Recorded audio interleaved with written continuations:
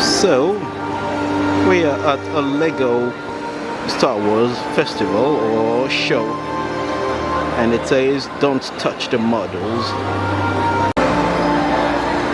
What I find rather amazing is that you would expect this to be an event for children, but a lot of maybe children or adults are really into this.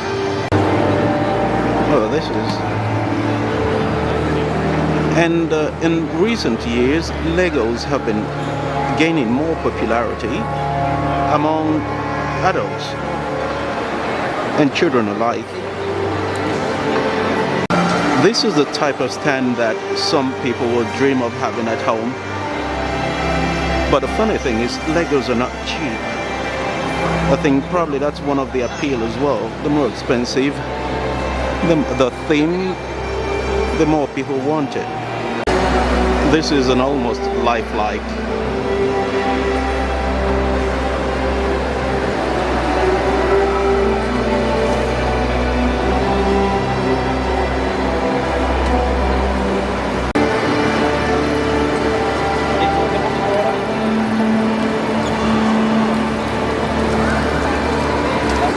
I'll need to ask how much these are, or maybe they're not for sale.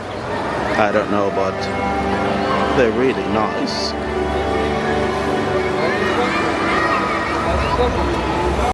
And I think some of these Star Wars are really nice. Another funny thing about these and why the collectibles are really nice, because, well, people collect them and they then you have one and then you want another one and then another one and still another one. So it's absolutely amazing. Let me ask if they're for sale and how much.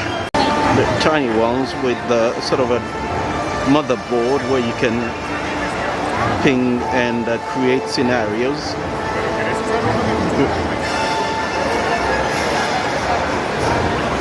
So I've just been told that some of these are most of the people here are just collectors and they enjoy being exposed, and so they come together and expose. So more collectors here.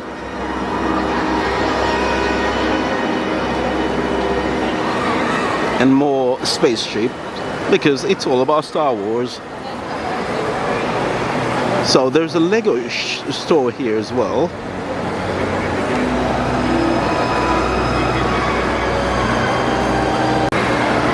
Alright, real life helmet.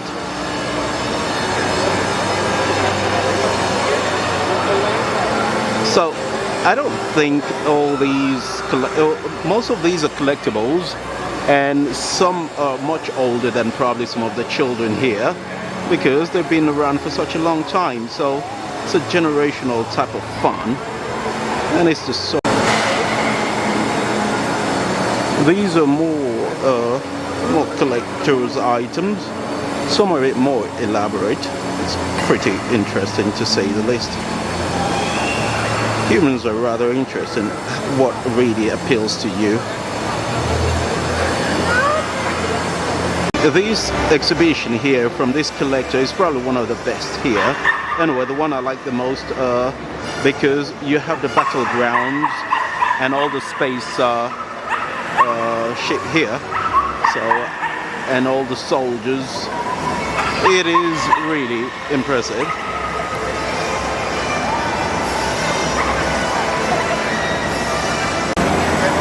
These look like retro spaceships. They look really nice. The amazing thing is that they're all Legos, and I think that's what the enduring power of Lego is, that it spans multiple generations, and then you have films, themes, they're all based on Legos, and it's just absolutely amazing. And the amazing thing is that people will spend hours, literally hours, building this and then reshaping them or tearing them down and retrying again or adding more modules, and they just get a lot of joy out of it, I suppose, and peace. This is really crowded with a lot of trees, so, and little. I wonder how much someone would spend to have a setup like this. So these are real life helmets from the Star Wars theme as well. It's got a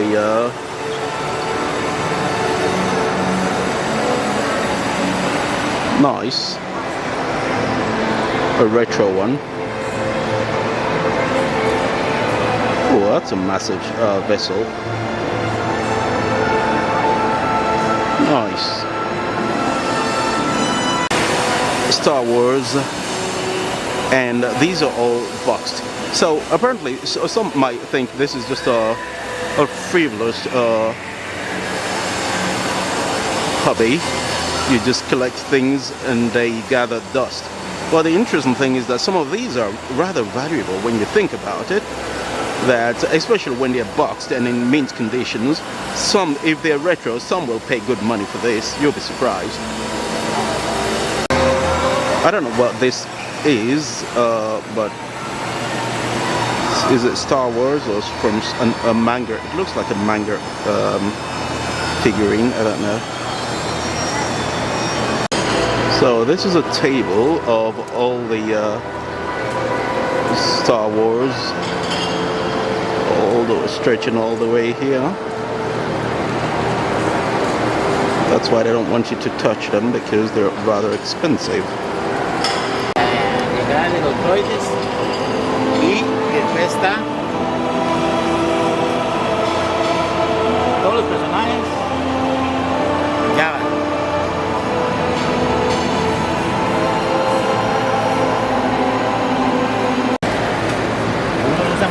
Y todo. Lo que pasa es que no traemos la barcaza ahora, porque la barcaza es mucho tema. Estamos hablando del tema. Yo traje de Mandalorian. Ajá. Esta es de la nave de Mandalorian, esta es una escena de Mandalorian, de la serie Mandalorian, esta también, naves de Mandalorian, también los Spear de los de Mandalorian. Entonces, y esta es una escena por el castillo de Java. ¿Y cuántos de estos, digamos, tienen? Montón. Sí. El año pasado traje de clones. Ajá. Y había comprado el Venator, que es de... Unbelievable. So this collector's just been explaining some absolutely unbelievable things. For example, this one here, this vessel here, Mandalorian vessel, is about $1,000, and it took him about 2 months. It's not pure Lego, but it took him about 2 months to pull that off. And then he explained why he loved this one, because it's got two things. So you've got the back end and you have the front end. So, and he's been collecting Legos for about since he was 12 basically, and now with his child, though a new generation, so a third generation of people interested in Legos. It's absolutely amazing. So apparently what he did was to base his setup on the film, not on Lego itself. And so sometimes some people would have a scene that is pure Lego, and this one apparently is based on the Mandalorian film or series. So interesting little detail there. So the guy exhibiting here basically gave us an insight into the collector's passion. Basically, he said, my house is filled up with since he started when he was 12. My house is filled up with all these, and today I only brought the Mandalorian universe here. I've got more at home, but we don't have because this is a Star Wars theme. You can't exhibit everything you have, and he's got more at home. And he says if he were to price the value, maybe 100K he spent on this. It's almost unbelievable. Over, I don't know, a period of 30 years. Cool. So more Star Wars, Mandalorian universe. I'm not too familiar with it, but I think it's what I find interesting about this is how much dedication people, the details, and you have like so many little pieces, and people just take the time to set them up, connect them. So I asked the other guy what about lights, and he said, well, you could have that, but then the more electrical things you have on it is just a bit more expensive, and basically it would drown you in a lot of expense. So there you go. And so this is a giant vessel, and you see inside the details, all the little people in there, all the little figurines, and look at that.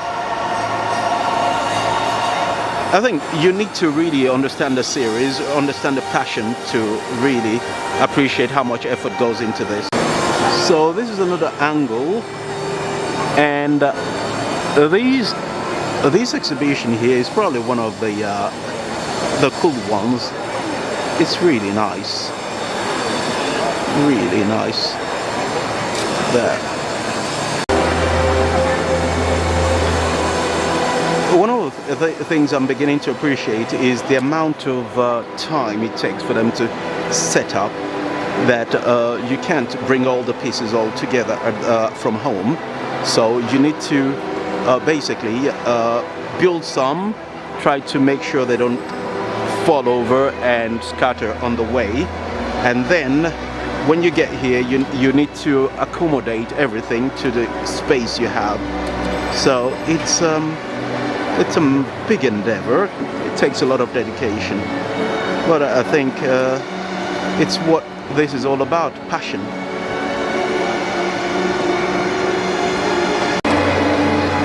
So this is another universe. I think if you're a Star Wars fan and a Lego fan, this is heaven. You just feel at home here. Look at the details here. I think this is absolutely amazing.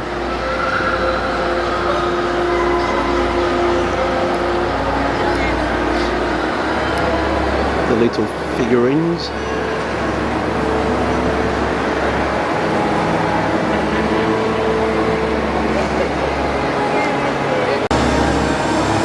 Collectible boxes. Really nice.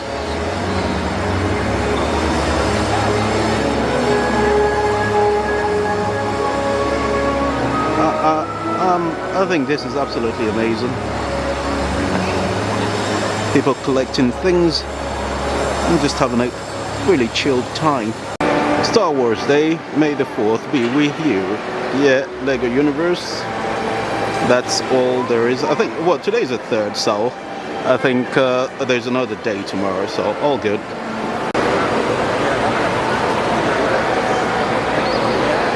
Multi-generational hobby.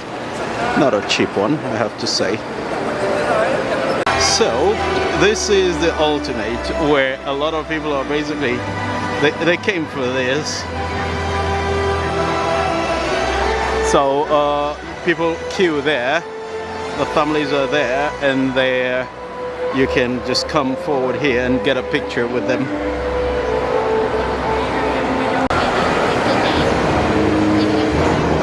I think this is one of the things where they say, I think Star Wars is in the US, and American soft power, May the 4th be with you. When they make films that are so popular that all over the world people recognize them, and people they just come to take pictures and have a good time, it's absolutely great.